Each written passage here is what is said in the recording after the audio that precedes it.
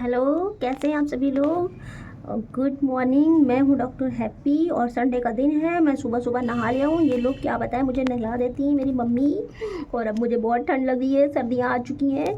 इन लोगों को कैसे समझाऊँ कि मुझे मत नहलाया करो, मुझे बहुत ठंडी लगती है, बट ये मानती ही नहीं है, मानती नहीं, मुझे नहला देती हैं। ओके दी फ्रेंड्स, मैं कैसा लग रहा हूँ मुझे प्लीज़ बताएं। मुझे तो इस टाइम बहुत जाड़ा लग रहा है, धूप तो बहुत ही अच्छी लग रही है। अब बताइए, मुझे अपना क्लिनिक बंद करके आना पड़ा है कि नहीं आना पड़ा है।